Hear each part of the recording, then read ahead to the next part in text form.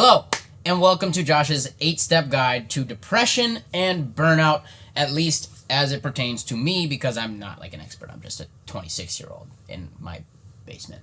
It sounds so fun to talk about, and I kind of think it is. We all experience different dips, and why give it so much power and not talk about it? And I've spent so much time thinking about it, I might as well at least make a video about it. A few things first to help frame the video more appropriately. Number one, these steps aren't like actions, but rather, in my opinion, steps in a process from healthy to burnout and depression up to healthy again. Number two, this guide is just based on my personal experiences and what a depressive state looks like in me. You know, there's a million things that can cause a depressive state. So all I'm going to do is speak about my experience and my processing, and then you can take or leave whatever you want from it. My actions and circumstances will look different than yours. Maybe you take something from this and you find it applicable in your life. Awesome. Maybe this is just entertainment during lunch. Awesome. Either way, let's get started.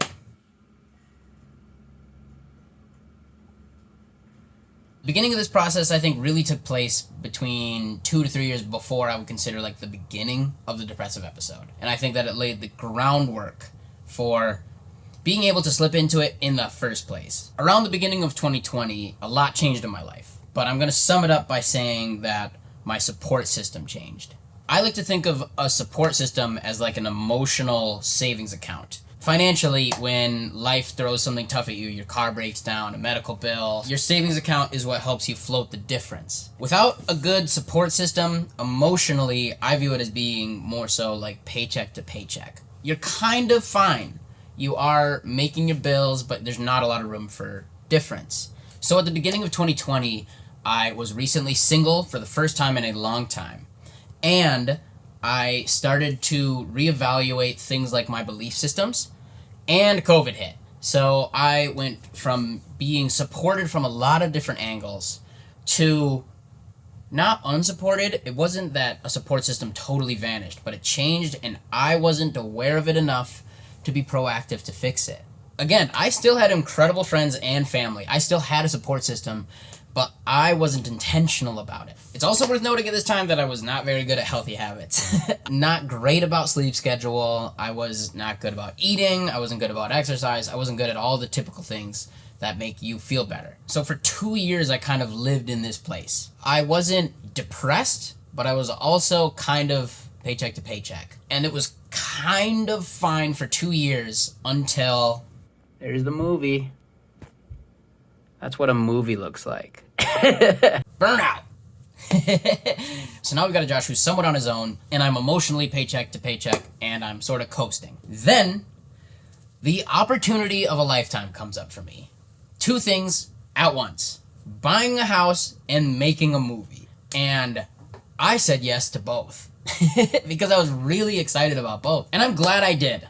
But what this wound up creating was the most exhausting period of my life ever. Just so exhausting. 2.5 week long road trip to film the documentary. And then I got back, and the next day I moved everything I owned into my new house. The first thing I set up was my desk. Everything else stayed in boxes, and I edited a movie. Editing that movie looked like 80+ hour weeks for 3 consecutive months. Pretty much 12-hour days every day. And almost no days off. But again, all this was self-imposed. I'm not trying to be a victim in this, because I did this to myself, and I'm glad I did. But yeah, naturally this created burnout, right? This inevitably got really tiring, and so I formed bad substance habits to try to compensate. Caffeine and other stimulants to come up for the edit because I was exhausted and ignoring my body's signs that I needed to rest. And then something like weed to come down in the evening. And then, that's just not a very healthy way to be. And I remember finishing the project and feeling like a shell of myself. Nothing felt good. I was just really tired all the time. And it felt like the will to do anything vanished. And frankly, it had months ago, but the deadline was more important to me, and so I used it to motivate myself to do it. And it worked.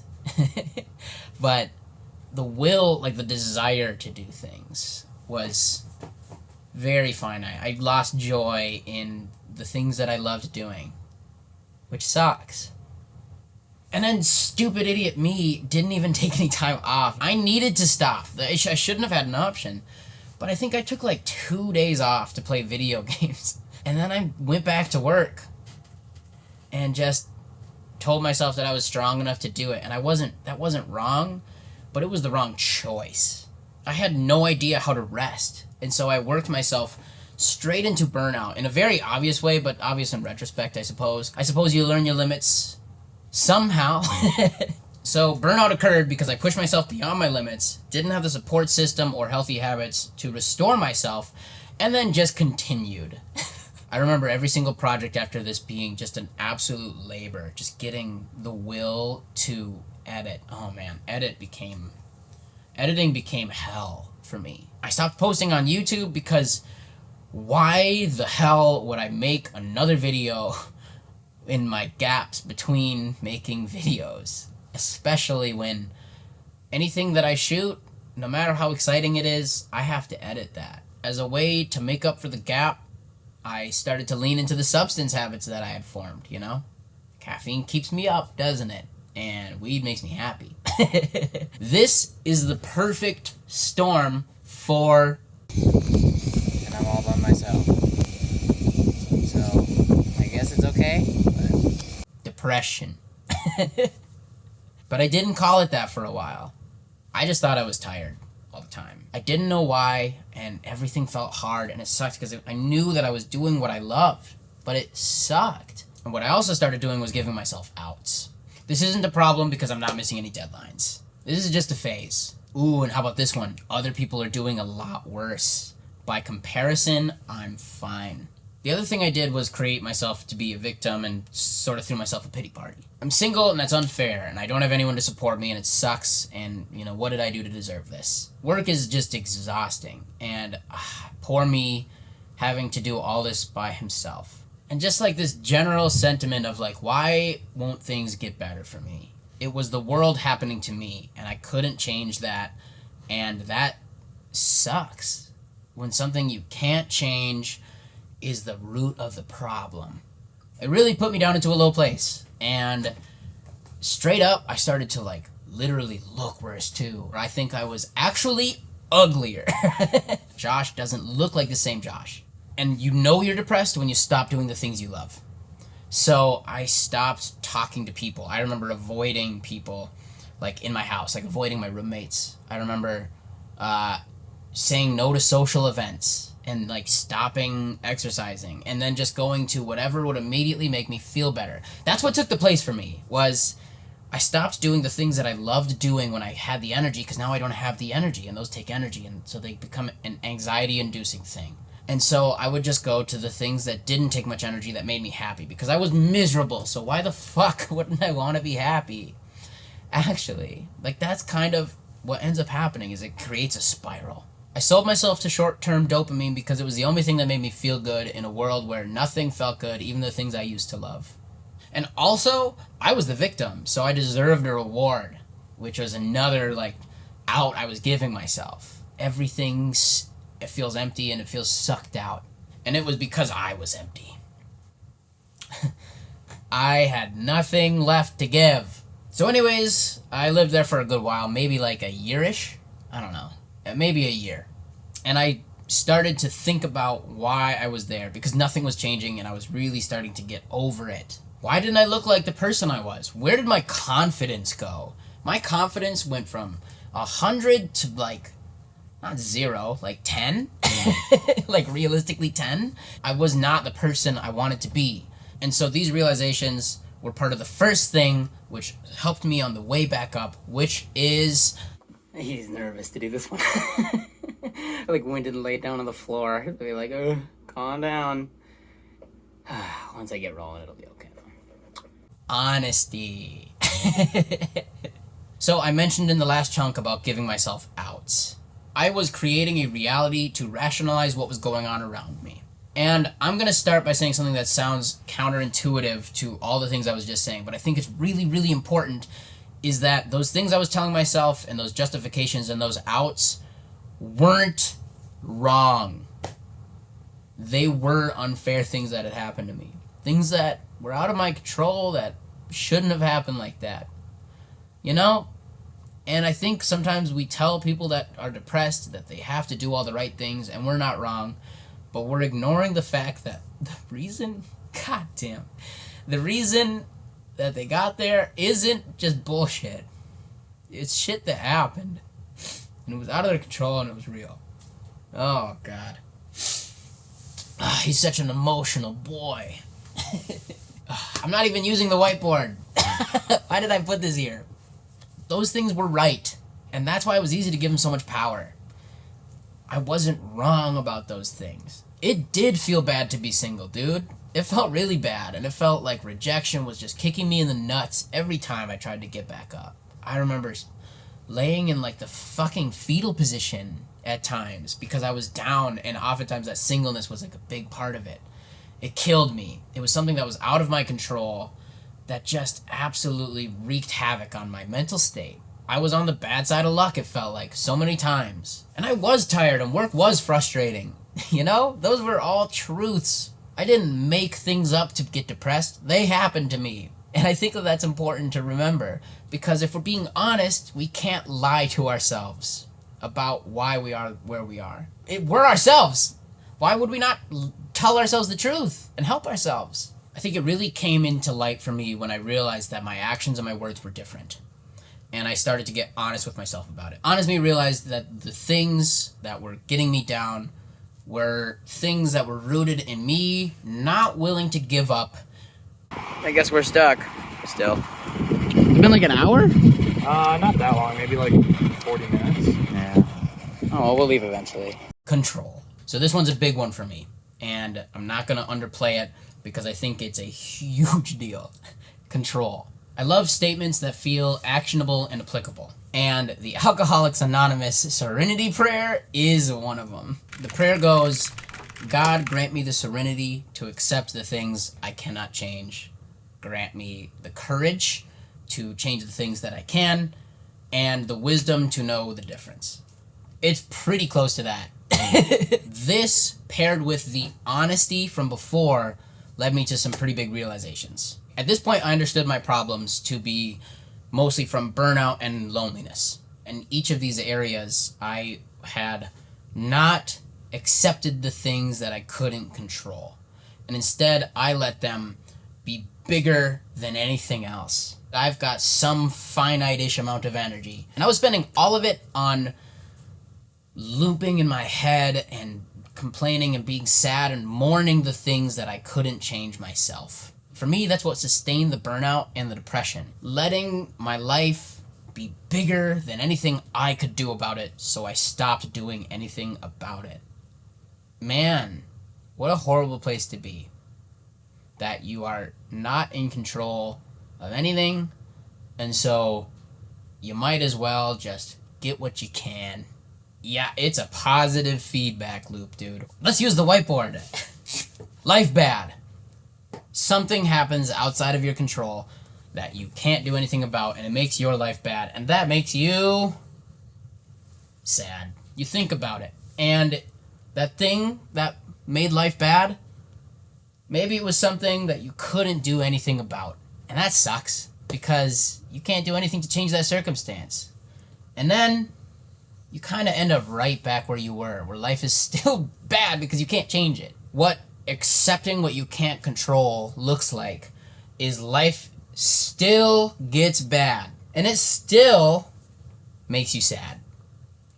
But instead of then jumping to, I can't do anything about it because it was something that happened in my life that I had no control over. Yeah, I can't do anything about this thing in my life, but I still can do things. And so you give yourself the power back. Life is not something that we are in control of. It's not. Accepting that enables you to not go to this I can't do anything place. Because, yeah, you can't do anything about the bad thing that happened to you. But what you can do is where you should focus your energy. For me, it wound up looking like being single, instead of stressing about it and making it so high stakes, it's not up to me. You know, I'll do what I can, but I'm only going to do what I can. And what I can't do I will not stress about it, or I will work on not stressing about it. I'm tired. I can't do anything about the things that led to me getting tired. They already happened. But what I can do is stop abusing substance and get better sleep habits and eat better. Those things are proven to help your energy levels and proven to help your mood. It's science. No more sad face on the thing. When you accept something you can't change, you are left with energy to put towards things that you can do. And this is what leads us to discipline. Google figured out that I was depressed. And it's one day sent me this article about discipline. There was a quote in this article. I don't know who it was from, but the quote goes, "Discipline is choosing what you want most over what you want now." So this quote paired excellently with my new understanding of control and my new Alcoholics Anonymous prayer. Now, not only can I work on accepting the things that I can't change, but I have a framework that helps me understand how to do the things I can. Now me wants to do drugs, sleep in, and skip work. Those things are all fine sometimes. But if you're constantly choosing now you're never choosing future you. And never choosing future you makes you feel bad and you start to feel guilty about it. And we are back to a cyclical cycle. Which, by the way, honesty is still key, because in this you cannot keep giving yourself outs. And what made this statement so applicable for me was that there's a micro and a macro view of it, which are both just so helpful. The micro view being, I feel guilty about not wanting to do the dishes right now. If I choose now me, I don't do them. If I choose later me, am I better off doing it now? Yes, I'm better off doing the dishes. I'll be in a clean house. I like that. It gives me a way to evaluate my motivations. Am I choosing now me or am I choosing future me? And then there's a macro view of it, and this is really important. The micro view can lead to a lot of guilt. If you end up not having the strength to choose the future you on a regular basis, you might just start feeling guilty about it. And now you can end up in a new cycle of, I never help myself. And that feels bad. And you can start to really lose your self-worth and value. The macro view of this helps counteract that. And again, it takes honesty. It's looking at the sum of your decisions and what percentage of the time are you choosing future you. I was choosing now me in my depressive state probably like 90 to 80% of the time. I would just choose what I wanted to do, and then occasionally I would pony up and do the thing that I didn't want to do because I knew that it was the right thing and it was worth it to me about 20% of the time. I could still choose now me, but I need to be honest and watch myself over the course of time. Let's see if I can choose future me most of the time. And it's not about choosing future you every single time. It's about, I think, doing it more than half the time. And then anything beyond that is up to you. If you're trying to be the world's best athlete, maybe you need to choose future you 100% of the time. If you're trying to just coast through life and enjoy it, maybe that's like 51% of the time, you know? I don't know. It's up to you to decide that, but it gave me a framework to say, okay, I don't need to beat myself up over every individual choice. I can evaluate every single choice, but I can judge it based on a larger scale. And that's really productive. And so I started to practice this discipline thing, right?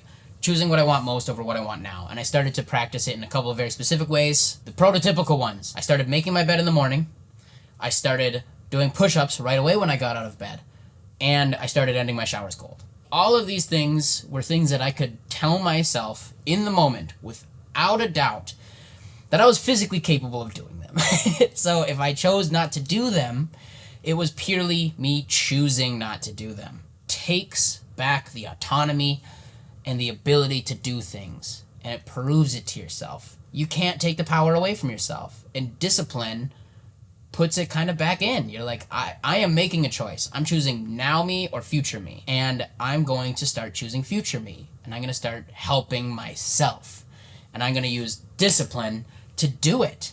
And doing these things got easier, and it gets easier. I started to get long-term benefits. I started to like the way I looked better.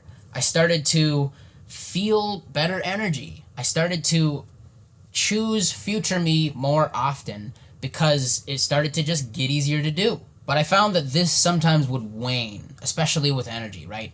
You work hard and then you get tired again. And now your willpower is less. Didn't feel sustainable in a way that I wanted it to be. And this brought me to what I felt was a lack of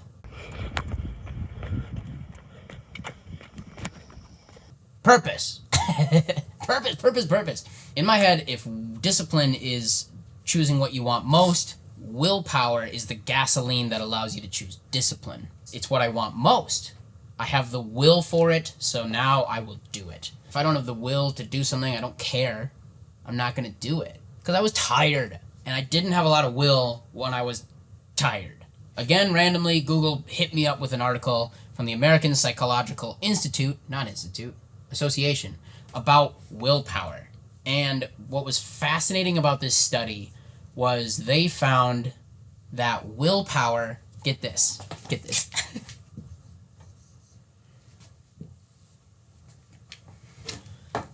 They found that willpower is self-defined. I don't remember the exact experiment methodology, but basically they found that participants went exactly as far as they thought they could. This was huge to me because it taught me something that I think I kind of believed. I'm mostly limited by two things. One, the entire world. There are things I can't do. I'm not going to make the NBA. Those other guys are too good. I'm 5'8". I'm not going to make the NBA. But the other thing that can limit me is me. I can choose what I'm capable of. And maybe I can find out what I'm capable of based in reality instead of based in my head. For me, the big problem was the reason. I didn't think I was incapable of helping myself, but the reasons didn't feel good enough yet. The reason and the belief in that, paired with me believing that I'm capable, would create a tremendous amount of willpower. But I didn't have the reason because it had changed.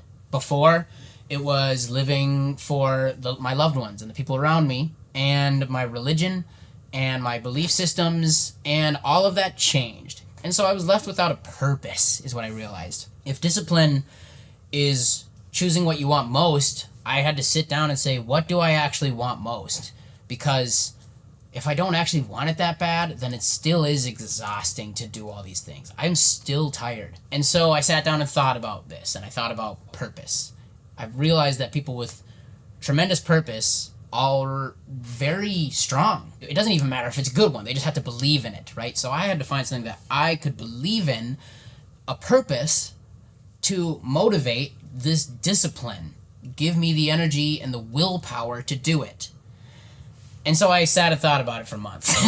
Coming up with a purpose out of thin air is tough. A reminder that this whole outline that I'm talking to you about was like 3 or 4 years, right? This is not things that were realized quickly. These were things that were realized months apart through spending time thinking about it, through being honest with myself and really chewing on these things and talking to the people that I did let in support system. But I wound up landing on a purpose that I think I just can't not believe.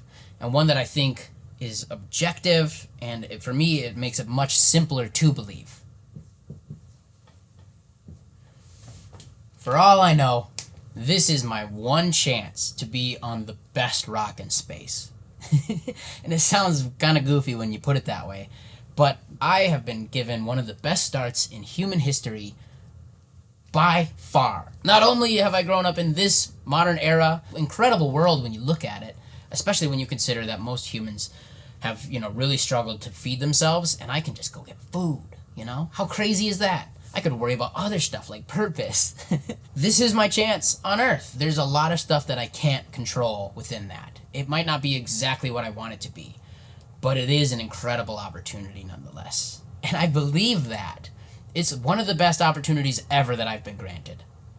And am I really going to sit here and let these things that are real, but they are out of my control, dictate what I do with my life?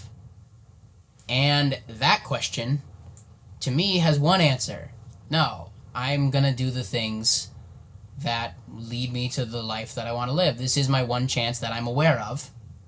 I believe that it's the right thing to do, and it's my purpose to make the most of it.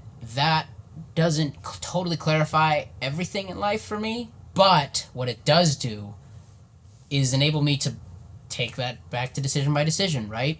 I want to love and support the people around me. And I want to be healthy. And I want to accomplish things. And these are things that, if I look back on my life, I don't want to say would have and could have.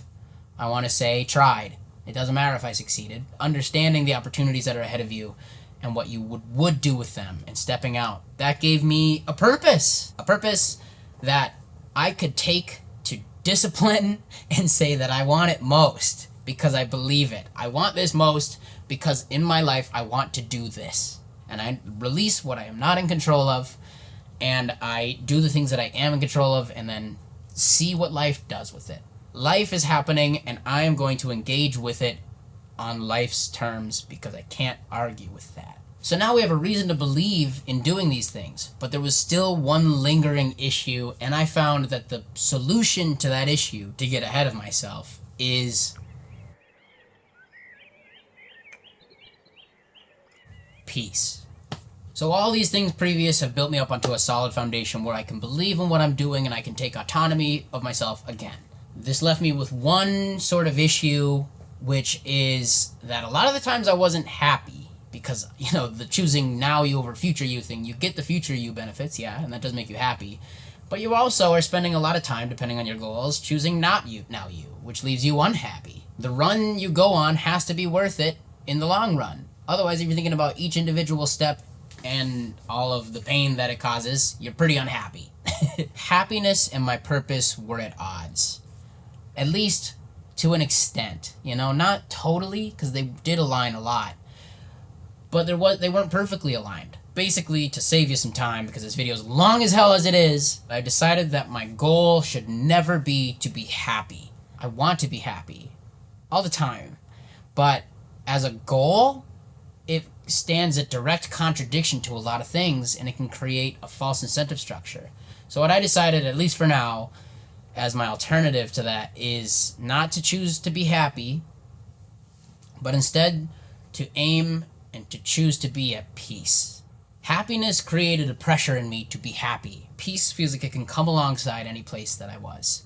Happiness might depend on things that are out of my control. Peace is more up to me. It felt like peace was a better goal for my life than happiness. And they are not mutually exclusive. Turns out being at peace is a great place to pursue happiness. Peace allows for joy and sadness and exhaustion and energy. It allows for those states. I accept what's up and I do what I can. And I can be at peace with that.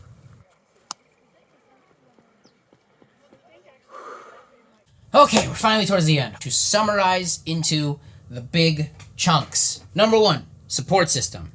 Have a good support system in place. If it doesn't happen, you end up being paycheck to paycheck, which can lead to burnout or whatever event that, while you're paycheck to paycheck, can thrust you into a state of depression. You're no longer in control. You didn't have the support system. You let a big event happen to you that was likely out of your control or within your control, but you chose it anyways.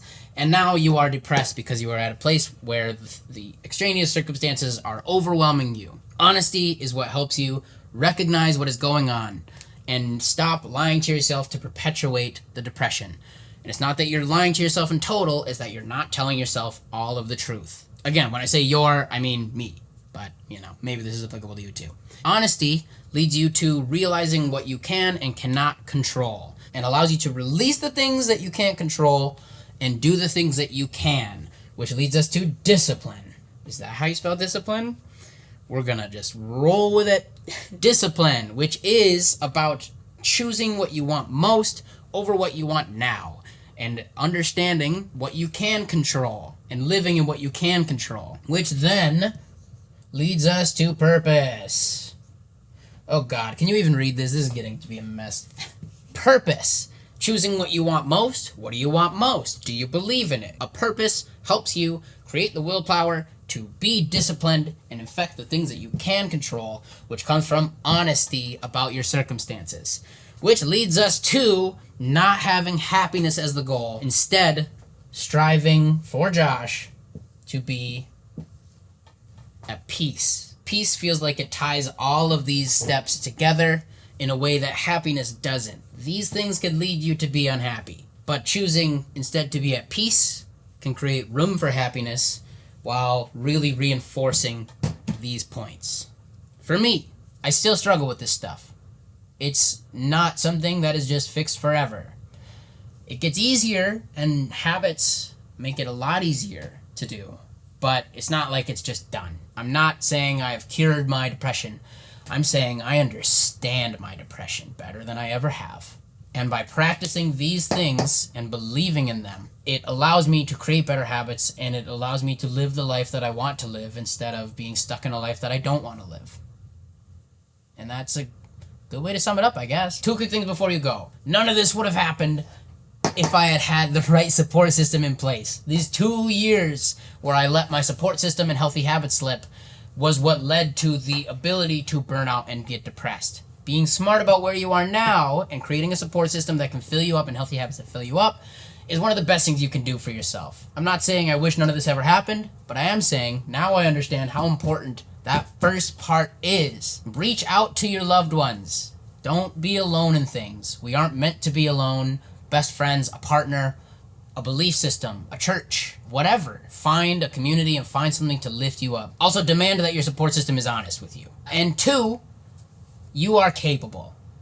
A big part of this is, for me, realizing that I actually can do things and it's worth it. Depressed me, wasn't sure that I could do things, and it definitely wasn't sure if doing things would be worth it. So it enabled me to stay in a place that was just bad. I used all of this to create a belief system in me that I could do it, and I can say I believe definitively that everyone is capable of improving their lives. And I think that some people use this as a pressure. Oh, I'm capable and I don't even do it. I suck.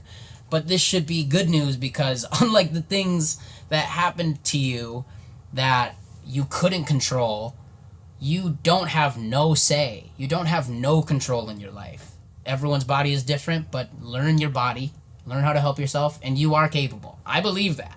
You can do things about it. It's not going to be easy. This is not to say that it's easy, but it's not impossible. And thank God it's not, because if it was, then we'd be stuck there forever.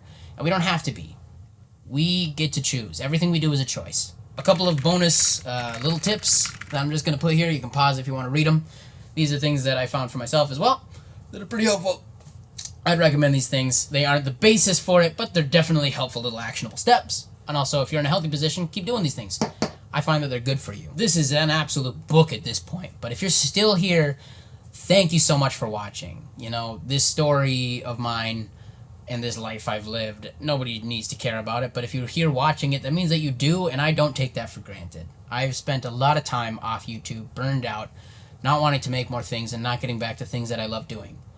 And this was a big step for me to try to get that part of my life back. If you're one of the people that's still here after I've just been gone, that's incredible. What a position I get to be in for that. So genuinely thank you. Like, that's crazy. That's actually crazy. I want you guys to know that even though I've not been posting, I haven't missed a comment, and I haven't forgotten. Blows my mind that some people are still around on a channel that's basically been dead. And the old content wasn't even that good, I don't think. Anyways, I'm genuinely excited for what the future has in store, which is new, and it's fresh, and it doesn't always quite feel that way, you know, because I'm still on the up, and, you know, there'll always be downs, too. But I feel more capable in handling what life is going to throw at me than ever before, and I wanted to share it with you guys. Let me know in the comments what you think. Subscribe if you'd like to. It would definitely make it easier for me to keep doing this. To have some positive input. Or just some growth. You know, with growth comes the ability to allocate more to it. So, and again, you can do it. I think life is worth living, and life is very beautiful in that we do have a say in it, and we're lucky enough to be here. Just take the steps that you're capable of doing towards the trajectory you want to be on, and you'll be good. Anyways, I need to cut this video. It is just too long. So, thank you. Genuinely. And, see you in the next one.